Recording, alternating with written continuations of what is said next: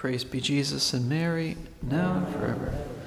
Continuing our reflections on Franciscan spirituality by starting the last section in Father Ciccarelli's book that we've been sharing. The last part of our reflections, we will be speaking about the fruits of living the life alla Franciscana, meaning according to the Franciscan way. In the spiritual life, when the soul tends to mystical union with God in its incorporation to Christ through grace, and the soul works in charity, trying to mirror Christ in poverty, humility, suffering. Through this supernatural climate, the soul matures and bears wonderful fruit. The 4 Franciscan fruits, which Father Ciccarelli discusses and which we'll talk about in these last reflections, are interior freedom, holy simplicity, perfect joy, and the works of the apostolate. And just like every spiritual fruit, even though these mature from the fertile union between heaven and earth, between the human will, our will, wedded to divine grace, to God's grace.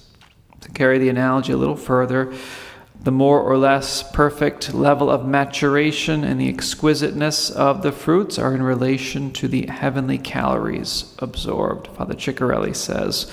So the divine grace with which we received and corresponded to.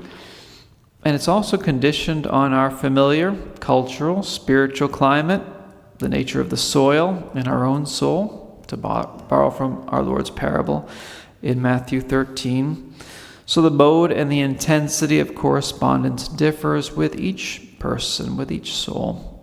St. Paul says in 1 Corinthians 15:41, star differs from star in glory.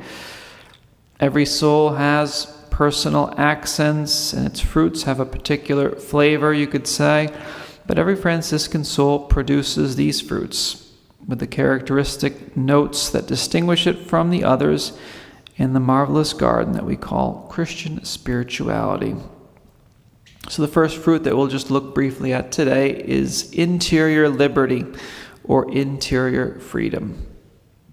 Liberty is the condition and the prerogative of the children of God.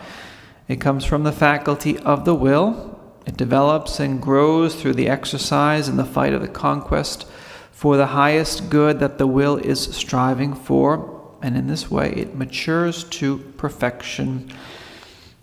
Man yearns to be truly free. He's intolerant of any imposition or anything that would tie him down. But he believes falsely that his liberty can come from outside of himself, that it consists in being free from any external constriction and not being hampered by any law, because he thinks freedom means following and indulging in all of his instincts. In thinking that way, we don't recognize that living this way turns us into slaves, actually. Slaves of our passions, which harass us. Slaves to the instincts that tyrannize us to the point of making us almost like the brute beasts. Slaves to our peers, to whom human respect ties us and to whom we feel the need to conform. And yet for those who have ears to hear, the gospel speaks clearly. Jesus says, the truth will set you free. John 8:32. We'll find true liberty when all of our being adheres to the truth, meaning that we'll have reestablished in us the genuine, true, primitive essence, the relations of our spirit with God as it was in the beginning. And we'll have refashioned that primitive order established by God, broken by sin. Sin falsified these relations and made us slaves, as Jesus himself even said. He said, the one who sins is a slave to sin, John 8:34.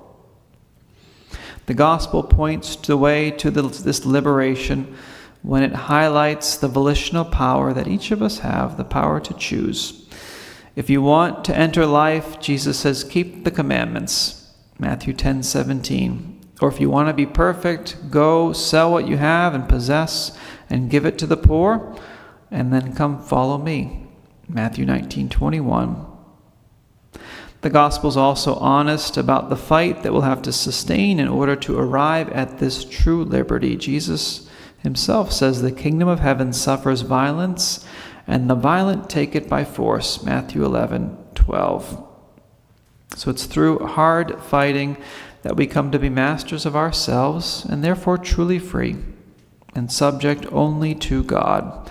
When we arrive at mastering ourselves, at placing our will totally at the service of God to offer it to Him, it's then that we find true freedom.